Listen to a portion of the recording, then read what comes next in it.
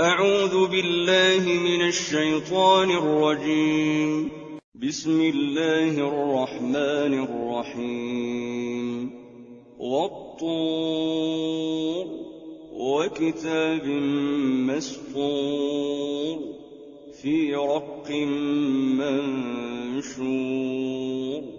والبيت المعمور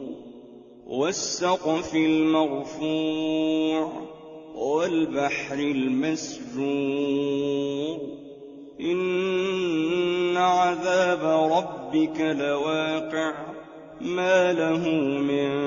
دافع يوم تمور السماء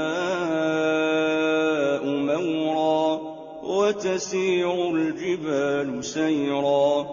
فويل يومئذ للمكذبين الذين هم في خوض يلعبون يوم يدعون إلى نار جهنم دعا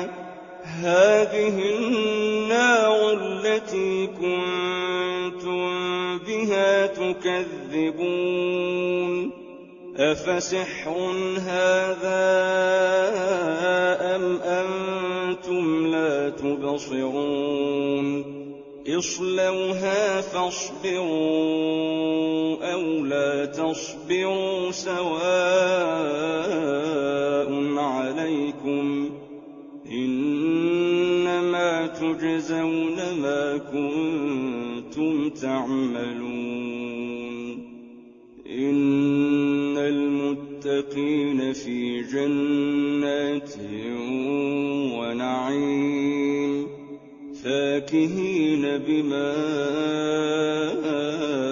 آتاهم ربهم ووقاهم ربهم عذاب الجحيم كلوا واشربوا هنيئا بما كنتم تعملون متكئين على سرر مصفوفة وزوجناهم بحور عين والذين آمنوا واتبعتهم ذريتهم بإيمان ألحقنا بهم ذريتهم وما ألتناهم من عملهم من شيء كل امرئ بما كسب رهين وأمددناهم بفاكهة ولحم مما يشتهون يتنازعون فيها كأسا لا لغو فيها ولا تأثيم ويطوف عليهم غلمان لهم كأنهم لؤلؤ مكنون وأقبل بعضهم على بعض يتساءلون قالوا إنا كنا قبل في أهلنا مشفقين فمن الله علينا ووقانا عذاب السموم إنا كنا من قبل ندعوه إنه هو البر الرحيم فذكر فما أنت بنعمة ربك بكاهن ولا مجنون أم يقولون شاعر نتربص به ريب المنون قل تربصوا فإني معكم من المتربصين أم تأمرهم أحلامهم بهذا أم هم قوم طاغون أم يقولون تقوله بل لا يؤمنون فليأتوا بحديث مثله إن كانوا صادقين أم خلقوا من غير شيء أم هم الخالقون أم خلقوا السماوات والأرض بل لا يوقنون أم عندهم خزائن ربك أم هم المسيطرون أم لهم سلم يستمعون فيه فليأت مستمعهم بسلطان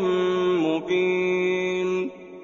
أم له البنات ولكم البنون أم تسألهم أجرا فهم من مغرم مثقلون أم عندهم الغيب فهم يكتبون